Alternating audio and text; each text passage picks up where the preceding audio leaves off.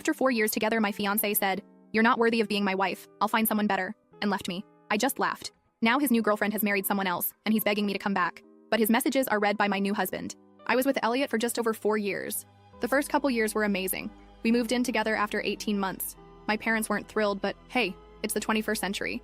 We had the same taste in everything.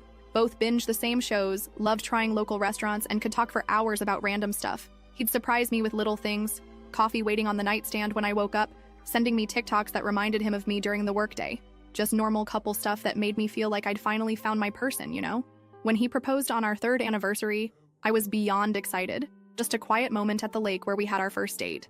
The ring wasn't huge, which was fine, but it was perfect. I posted the obligatory ring pic on Instagram, called my mom crying, and immediately started planning our wedding for the following summer. But something shifted about 6 months after we got engaged. It was subtle at first.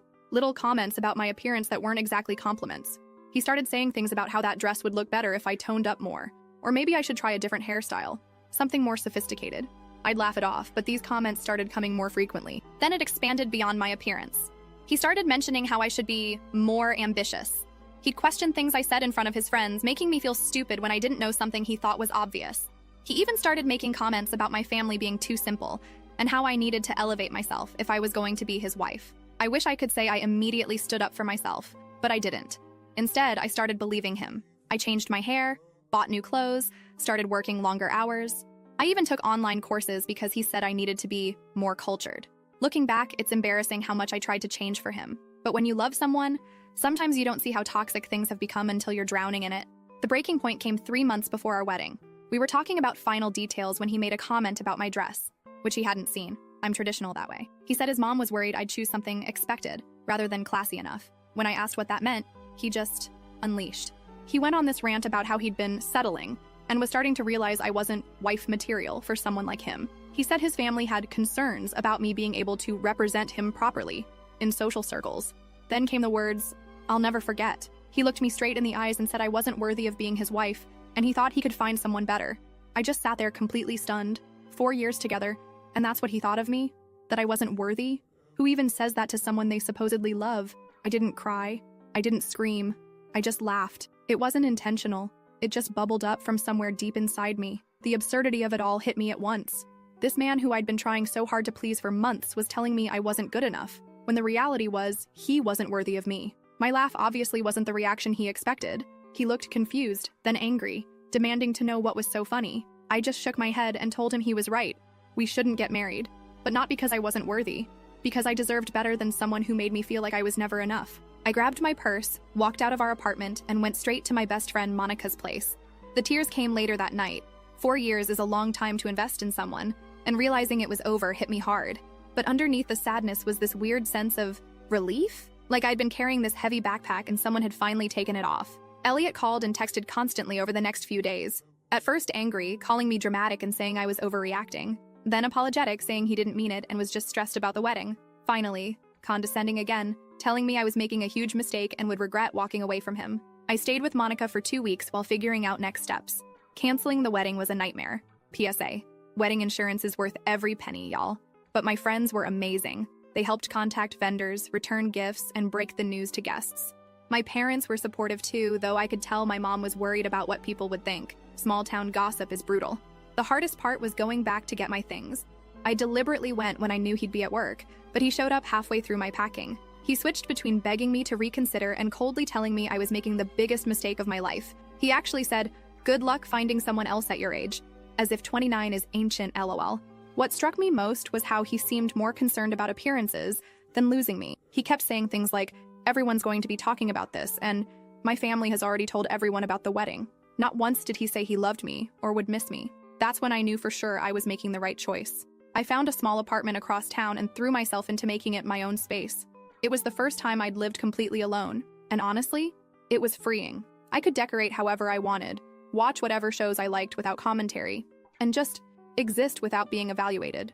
The first month was rough. I'd wake up reaching for him, or think of something I wanted to tell him before remembering we weren't together anymore.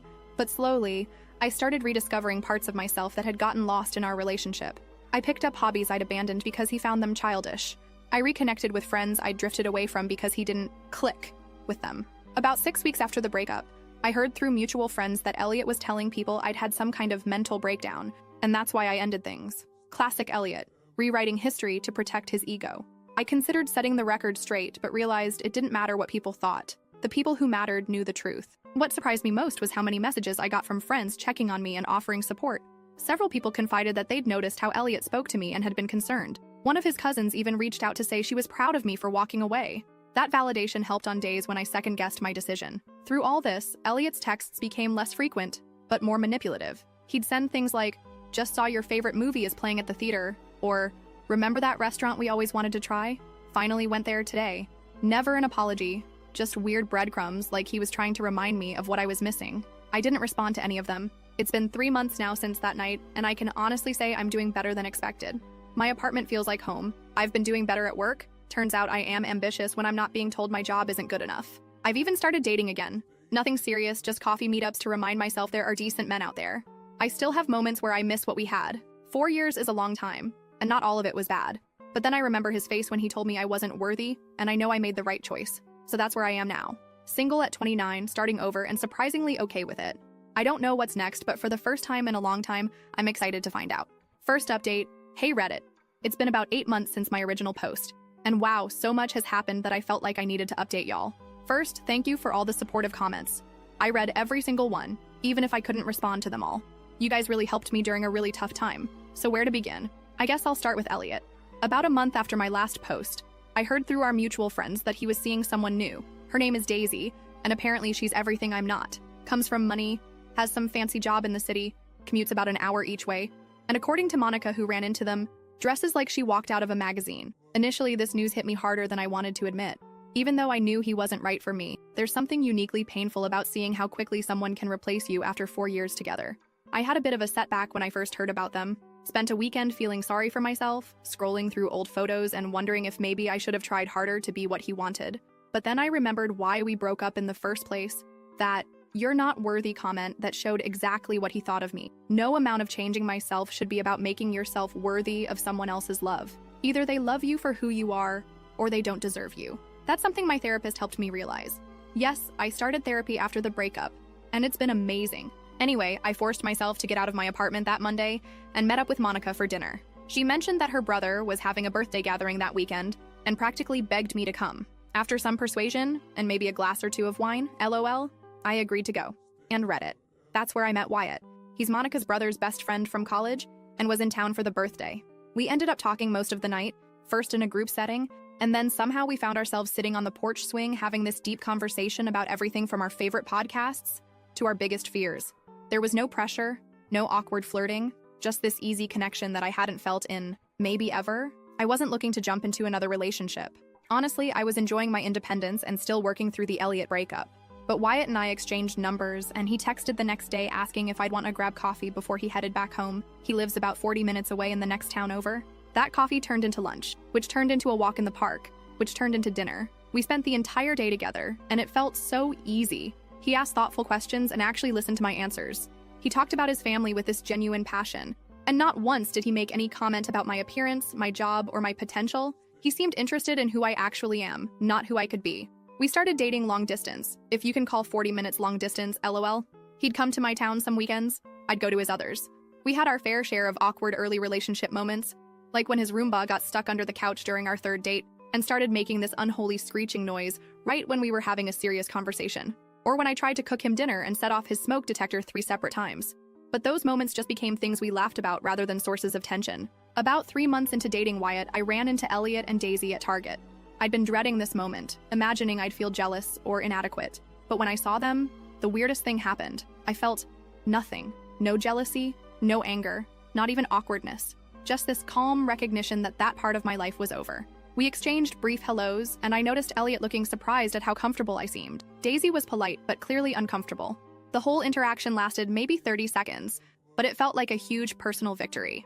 Later that week, I got my first text from Elliot in months. "It was good to see you. You look well. Would love to catch up sometime as friends." I showed it to Wyatt, who just raised his eyebrows and said, "What do you want to do about it?" Not telling me how to respond, not getting jealous, just supporting whatever I decided. I chose not to respond to Elliot. Some doors are better left closed. As for Wyatt and me, things progressed naturally, but not too slowly. After 6 months of dating, he suggested I move in with him since I was spending most weekends at his place anyway. His house is older but has so much character, and he'd been renovating it himself room by room. The idea of leaving my little apartment was scary. It had been my safe haven after the breakup, but it also felt right. Moving in together was an adjustment, isn't it always? We had to figure out where all my stuff would go in a house that was already fully furnished. We had different ideas about temperature settings. I'm always cold, he's always hot.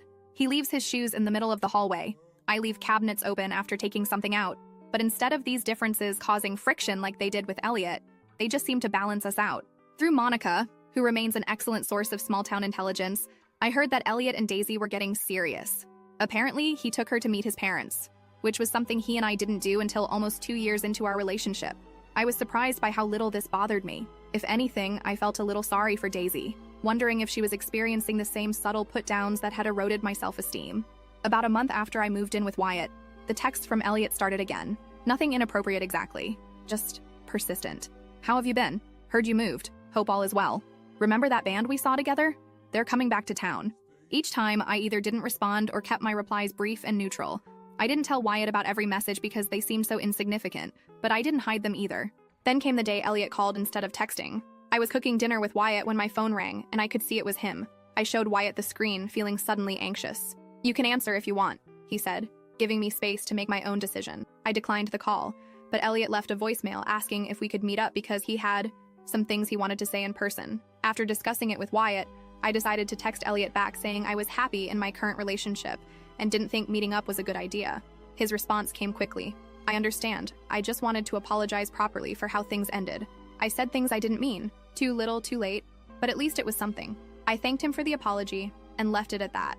Life went on. Wyatt and I settled into a routine that never felt routine. We explored new restaurants, took weekend trips, had game nights with friends. We talked about future plans casually. Nothing pressured, just possibilities. And then, 6 months after I moved in, Wyatt proposed. It wasn't a grand gesture. We were having a picnic at the lake, not the same one where Elliot proposed, thankfully, and he simply said he couldn't imagine his life without me. The ring was perfect, a vintage sapphire that had belonged to his grandmother. I cried, laughed, and said yes without hesitation. That evening, as we celebrated with champagne on our porch, my phone lit up with a text from Elliot. "Heard about your engagement. Didn't realize things were that serious. Hope you're not rushing into anything you'll regret." I showed Wyatt, who just shook his head and said, "Some people never change, do they?" We decided the best response was no response, and I blocked Elliot's number that night. Whatever weird game he was playing, I was done being a part of it. The next day, we shared the news on Facebook, because it's not official until it's Facebook official, right? LOL. The outpouring of love from friends and family was overwhelming in the best way. Among the comments was one from Monica that made me laugh. "From not worthy to worthy of the best man I know in less than a year. That's what I call an upgrade." I should probably have been embarrassed that she referenced my breakup so publicly, but honestly, it felt like a perfect summary of my journey. We set our wedding date for 6 months out. Nothing extravagant, just a small ceremony with the people who matter most to us. That's next month now, and I'm feeling nothing but excitement. No anxiety, no second thoughts. Just certainty that I'm exactly where I'm supposed to be. Oh, and the cherry on top of all this? Through the grapevine, small towns, I swear nothing stays private, I heard that Daisy broke up with Elliot last week. Apparently, she reconnected with an old flame and realized she had settled for Elliot. The irony isn't lost on me. So that's my update. From being told I wasn't worthy to finding someone who makes me feel valued every single day, sometimes the worst endings lead to the best beginnings, right? I'll update again after the wedding if you guys are interested. Thanks again for all your support on my original post. It truly helped me through one of the toughest periods of my life. Second update, hey Reddit. It's been a while since my last update, almost 6 months. And I'm back with more tea to spill. Life has been an absolute whirlwind, and honestly, I wasn't planning on posting again. But the latest developments are too wild not to share. So where did I leave off? Right. Wyatt and I were engaged, and we'd set our wedding date. Wedding planning was so different this time around. With Elliot, everything was about impressing his family and friends. With Wyatt, we just focused on what would make us happy. Small ceremony, close friends and family, nothing extravagant, but everything meaningful. No debates about whether the napkins were the right shade of blue or if my dress was sophisticated enough. Ugh, still can't believe I put up with that. About 2 months before our wedding, Monica dropped the biggest bombshell. Remember Daisy? Elliot's perfect girlfriend who was everything I wasn't? Well, apparently she'd been spending time with Monica's brother Barry while commuting to the city for work. They started as train buddies, then coffee friends, and then more than friends. She broke things off with Elliot rather suddenly, and he was apparently devastated. I wish I could say I felt bad for him, but karma comes for us all eventually, lol. According to Monica, he was telling everyone who would listen that Daisy had blindsided him and that he didn't deserve this kind of treatment. Sound familiar? In the weeks leading up to the wedding, I started getting more texts from Elliot. I'd blocked his number after my engagement, but he started messaging me on Instagram. Just casual stuff at first, congratulating me on my engagement, again, asking how wedding plans were going. I ignored most of them, but occasionally sent brief, polite responses. Then the messages got more personal. I've been thinking about us a lot lately, and I realize now I made a huge mistake. I showed Wyatt everything, and he just shook his head. The week before our wedding, the messages increased. Can we talk? Just for closure? I'd like to apologize in person for how I treated you. Are you sure you're making the right decision? That last one got me. The audacity of this man to question my decision when he was the one who said I wasn't worthy of being his wife. I stopped responding completely. Our wedding day was perfect in all the imperfect ways that make something real. It rained in the morning, supposedly good luck. My veil got caught on a rosebush during photos, and Wyatt's nephew announced he had to pee right in the middle of our vows. But none of that mattered. We were surrounded by people who genuinely loved us for who we are, not who they wanted us to be. And yes, Elliot tried calling me 3 times during the wedding. My maid of honor, Monica of course, had my phone and just silenced it. When she told me later, we both laughed. Imagine thinking your ex would answer your call on her wedding day. We honeymooned in a little beachside town about 4 hours away. Just a cute Airbnb with an ocean view. We spent our days exploring local shops, eating too much seafood, and just enjoying being together without wedding stress. It was the most relaxed I'd felt in years. When we got home, I had 17 missed calls from Elliot, plus a string of Instagram messages that started with, "I need to talk to you," and progressed to, "Please don't ignore me." And finally, I made a huge mistake letting you go. I showed Wyatt, who looked concerned rather than jealous. "Do you want me to talk to him?" he offered. Maybe he'd finally get the message. I hesitated, then nodded. The opportunity came sooner than expected. We were unpacking from our honeymoon when my phone rang. Elliot again. Without missing a beat, Wyatt picked it up and answered cheerfully, "Hello, Ruby's phone." There was a long pause. Then Elliot asked if Ruby was available. Wyatt, cool as could be, said, "She's a bit busy unpacking from our honeymoon right now. This is her husband, Wyatt. Is there something I can help you with?" The silence on the other end was deafening. Finally, Elliot stammered something about just wanting to congratulate us. Wyatt thanked him politely, told him we appreciated the thought, but that Ruby had moved on completely and would prefer not to keep in contact. He wasn't rude or aggressive, just calm, direct, and firm. After he hung up, I just stared at him in amazement. No drama, no jealousy, no insecurity, just setting a healthy boundary. That is what a real partner does. Elliot hasn't called since. He sent one last message. "I understand now. I'm sorry for everything. You deserve to be happy." It felt like the final page of a chapter I'd been trying to close for a long time. Looking back on everything that's happened in the past year and a half, it's strange to think how devastated I was when Elliot told me I wasn't worthy of being his wife. At the time, it felt like my world was ending. Now I realize it was actually beginning. I'm not sharing this update to gloat or seek validation, though your supportive comments on my previous posts helped me through some really tough times. I'm sharing because I want anyone going through something similar to know that sometimes the worst moments of your life can lead you to exactly where you're supposed to be. Wyatt and I are talking about buying a house now. Just somewhere to build our life together. Somewhere that's ours from the beginning, with no ghosts of relationships past. So that's where I am now. Happily married at 30, starting a whole new chapter, and finally understanding what it means to be truly valued by someone. I might post one more update down the road, but for now, life is good. Better than good. It's exactly as it should be. Thanks for reading, Reddit. Your support has meant more than you know.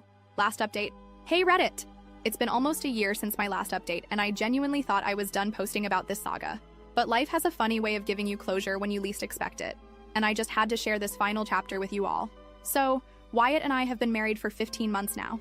After months of searching, we finally found our first house together about 4 months ago.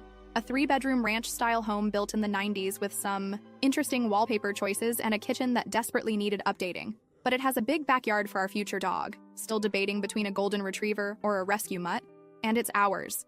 Home ownership has been a wild ride so far. The day after we moved in, the dishwasher decided to flood the kitchen floor. 2 weeks later, we discovered a family of squirrels had been living in the attic. And don't even get me started on the bathroom sink that randomly gurgles in the middle of the night. But honestly, working through these little disasters together has been strangely fun. Wyatt and I make a good team. He's better at the heavy lifting. I'm better at organizing the chaos.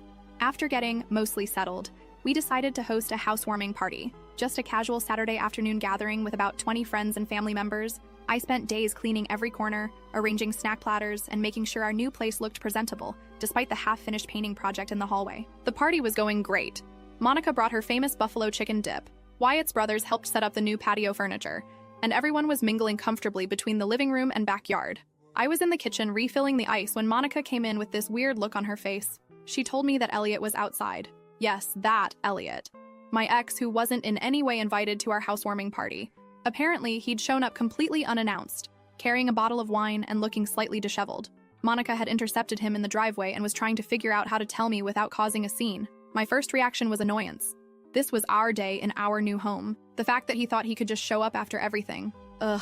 But then I took a deep breath and realized I wasn't even nervous about seeing him. That knot in my stomach that used to appear whenever I thought about running into him, completely gone. I told Monica to let him in. It seemed easier than creating drama by turning him away, and went to find Wyatt, who was showing his dad the garage storage system he'd installed.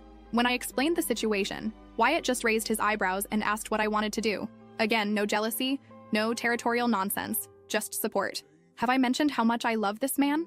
We decided to greet Elliot together, keeping things civil but not overly friendly. When we walked outside, he was standing awkwardly by the snack table, looking out of place.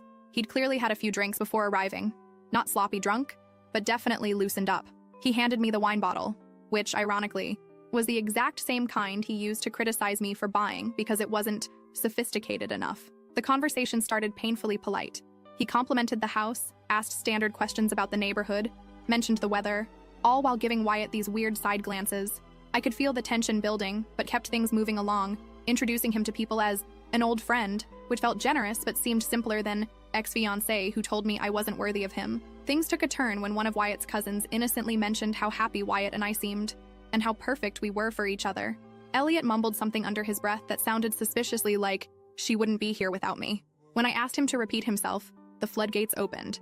He launched into this bizarre speech about how he had prepared me for Wyatt, how his criticisms had motivated me to improve myself, and how I should actually be grateful for our breakup, because it led me to where I am now.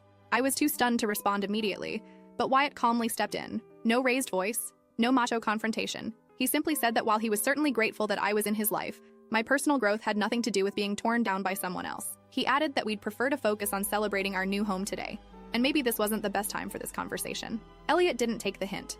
Instead, he turned to me and asked if I ever thought about what could have been if he hadn't let me go. His words, not mine, as if he didn't tell me I wasn't worthy. The way he said it, like he was doing me a favor by considering taking me back, instantly transported me back to that night, when he'd broken my heart and my spirit in one fell swoop. I told him, as gently but firmly as I could, that I never think about what could have been, because I'm too busy being grateful for what is. That breaking up was the best thing that could have happened to both of us. And that worthy isn't something someone else gets to decide for you. It's something you realize about yourself. The look on his face was complicated. Surprise, confusion, maybe even a flash of regret. For a moment, I thought he might actually understand what I was saying, but then he looked around at our friends, our home, our life, and something shifted in his expression. He muttered something about how I'd changed, like that was a bad thing, and that I didn't used to be this cold. Before I could respond, Monica stepped in with perfect timing. She mentioned that she'd run into Daisy and Barry last weekend at the farmer's market. Apparently, they're expecting their first baby in the summer and just bought a house across town. She showed us all a picture on her phone, and they looked genuinely happy. Watching Elliot's face as he processed this information was like watching someone solve a difficult math problem. He seemed genuinely shocked that Daisy had moved on so completely. When Monica casually mentioned that Daisy had told her the relationship with Elliot had been a learning experience, ouch, I thought he might actually explode. Instead, he drained his drink, mumbled something about having another commitment, and headed for the door. Wyatt, ever the gentleman, walked him out while I stayed behind with Monica, both of us trying not to make eye contact until he was gone to avoid bursting into inappropriate laughter. When Wyatt came back, he just shook his head and said Elliot had asked him, man to man, if I was always this stubborn. Wyatt told him he preferred the term self-assured and suggested Elliot take an Uber home since he'd clearly been drinking. The party continued without further drama, though I noticed a few curious glances and definitely heard some whispered conversations. Small town life. This will probably be local gossip for at least 3 weeks, lol. The next morning, I woke up to a text from Elliot. I'm sorry for yesterday. I didn't mean to cause a scene. I hope you're happy. Simple, a bit ambiguous, but probably the closest thing to closure I'll ever get from him. I didn't respond. Some conversations are better left ended. So that's it, Reddit. Life isn't perfect, of course. Our roof needs replacing sooner than we thought. We argue about whose turn it is to take out the trash. I still sometimes struggle with the echoes of insecurity that Elliot planted. But through it all, I've learned that worthiness isn't something you earn through changing yourself to please someone else. It's something you recognize when you're finally with people who never questioned it in the first place. Your support, advice, and kind words helped me through some of my darkest days. I won't be posting any more updates, for real this time, but I'll be here in the comments if anyone has questions.